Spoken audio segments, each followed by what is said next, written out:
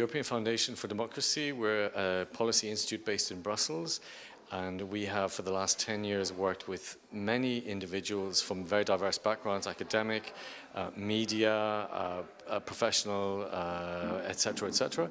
And what our aim is to amplify the voices of these people in front of the European institutions, so the European Commission, the European External Action Service, the Council of Ministers, as well as the European Parliament and the general public, because their voices are critical and they have an experience and an expertise that we feel is underheard. And we see that the voices of those who are more institutionalized are the ones that the European institutions tend to go to.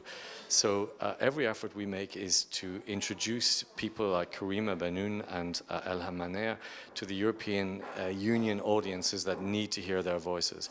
And Karima has written a book, This Is Not My Fatwa, which is a book about the experiences of hundreds of different people who have been victims of fundamentalism and terrorism.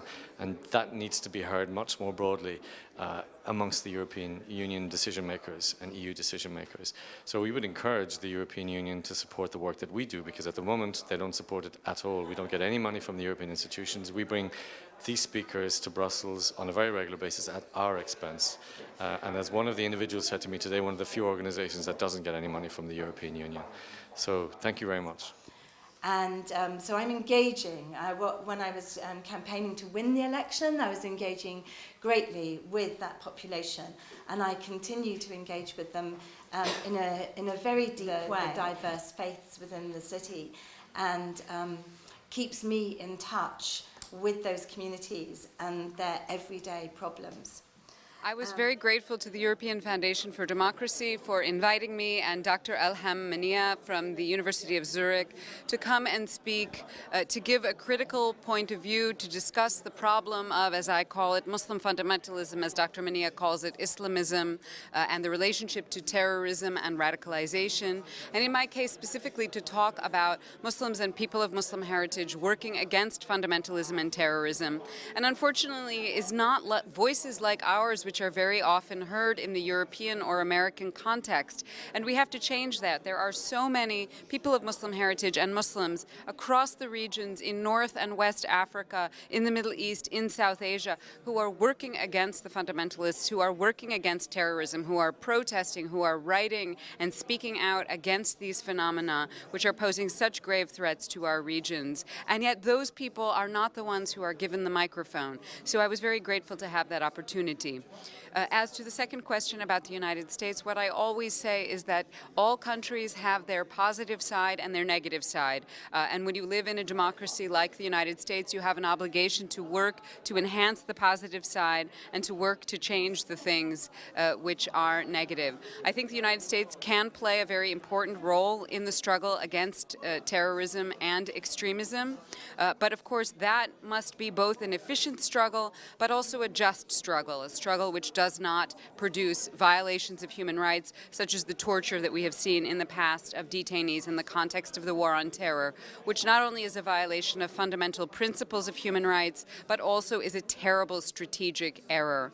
The United States, I think, can play a very positive role if it makes more effort to support and listen to voices in civil society in Muslim-majority contexts who are working against extremism, and if it learns from some of the mistakes that were made in the past by previous American governments, for example, in supporting any extreme mujahideen group in Afghanistan, no matter how extreme, sometimes the most extreme, like Hizb Islami, because it was opposing the Soviet Union. And the entire region has paid the price for that. The United States itself paid the price for that later on with the rise of Osama bin Laden and Al-Qaeda coming out of that context.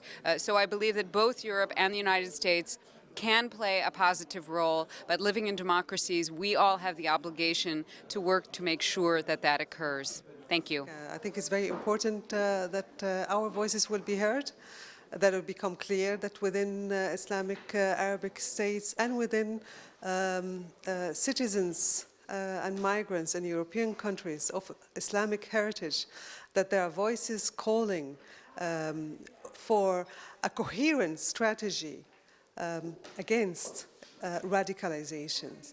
And in my opinion, in order to do that, it is also very important for the policymakers to understand the context and the type of concepts that we are using when we are talking about this extremism that we are fighting very hard within Arabic and Islamic countries and within Western countries against.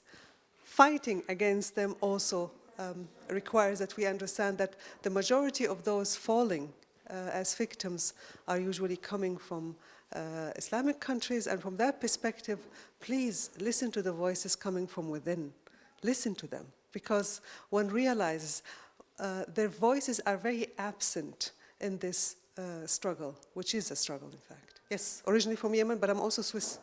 I'm an expert on Yemen, I would put it that way. And I would say the situation is very complicated. And the message would be basically, it's time that we sit together and find a solution. And that this process, I hope, could be guardianed by the European Union as a neutral kind of like partner. First of all, I think that this was a very important meeting. A very high level of scholars and member of European Parliament presence was very important so that she can deliver the messages also in the European Parliament. What was said here, of course, there were like consultation of facts. But I think that we have to think about actions that are needed to be done to fight radicalism in Europe. And for me, I also spoke, I tried to deliver the message that just instead of putting defense lines, the way to make real changes is not putting defense lines, but getting offensive line and bringing the right messages to not only to Muslim community in Europe, but also beyond the borders.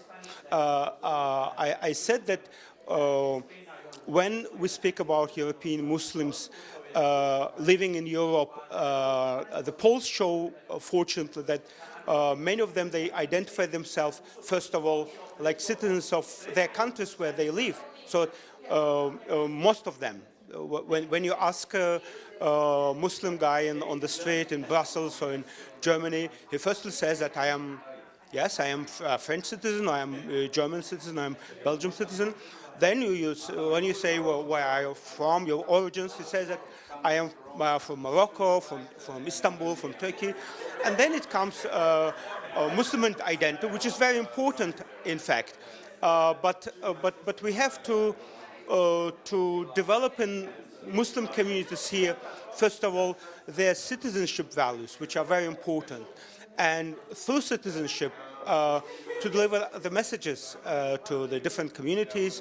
And I think that Muslims in Europe who live here, who study here, who are part of the societies, they have a big role to play.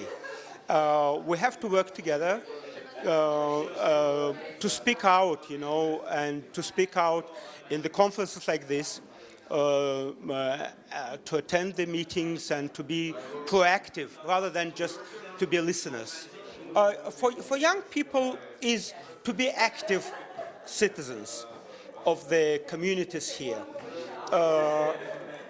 By being active citizen, you can also promote your values, also values that are important for you. But to bring your message on your values to Europeans around, you have, first of all, to show that you like and you are part of this community society with your neighbors.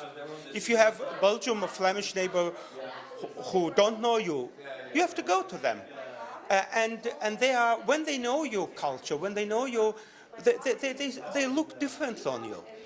And just to be, within yourself, just to live within your community, you are not good Muslim. The good Muslim is someone who behaves rightly, who lives in the community and shows example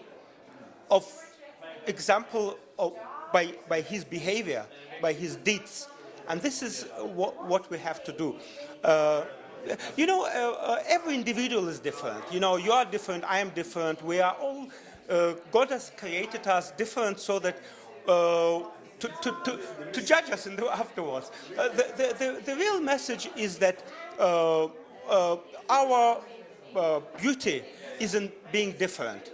But while being different, there are certain values that brings us together, human values. Values of Christianity, of Islam, of Judaism are the same. And there are no difference in this, you know. And there are more things that unite us than divide us. And we have to concentrate on things that bring us together and to be active citizens. Oui, il est en effet très important que des acteurs venant de différents horizons puissent se rencontrer et discuter sous différentes formes et d'angles différents des problèmes qui sont actuellement posés par l'islamisme politique et social qui s'infiltre dans toutes les sociétés, non seulement dans l'Union européenne, mais également en Afrique du Nord, en Asie centrale, dans le Caucase, etc. Et une des questions que nos États vont devoir résoudre très rapidement s'ils ne veulent pas voir cette idéologie continuer à commettre des actes barbares et à utiliser des djihadistes venant de nos pays, c'est de résoudre l'accès d'imams autoproclamés venant de différents pays dans l'Union européenne avec des messages qui sont en totale contradiction avec les valeurs universelles que nous, organisations de droits de l'homme, et que toutes les sociétés civiles et tous les gouvernements démocratiques défendent chez eux. Donc il va falloir filtrer ces imams qui veulent venir chez nous et répandre leurs discours de haine et leurs incitations à aller rejoindre des djihadistes dans des pays comme la Syrie ou ailleurs et à commettre des atrocités également chez nous, comme on a vu à Paris ou à Bruxelles. Absolument excellente, une source d'inspiration extraordinaire. Elle voit les choses de l'intérieur sous différentes facettes. C'est une contribution absolument précieuse à notre travail de défense des droits de l'homme et d'aide surtout aux défenseurs des droits de l'homme de ces pays qui mettent leur vie en jeu, que ce soit au Mali, que ce soit en Tunisie ou ailleurs, rien que pour défendre l'accès à l'éducation des filles et l'accès à une éducation mixte, qui sont des valeurs absolument universelles que nous défendons. Nous avons quelques relations, surtout à l'époque où il y avait tous ces problèmes à l'intérieur de l'Algérie, et c'est pour nous important d'identifier quels pourraient être nos partenaires pour construire ensemble une société inclusive et répandre la paix plutôt que la guerre et la barbarie.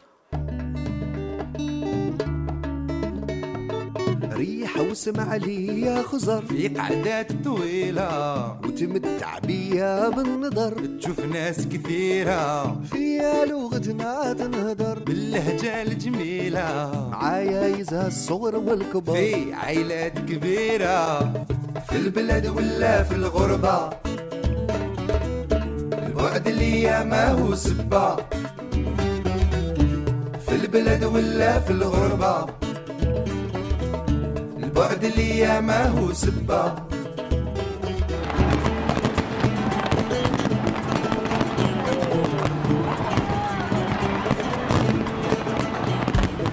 جيت من بلاد الشمس والبحر سواحل طويلة وغوابي لونها خضر العادات كثيرة كل وحدة عندها عطر وحكايات جميلة وصحاري فيها تمر في واحات كبيرة في البلد ولا في الغربة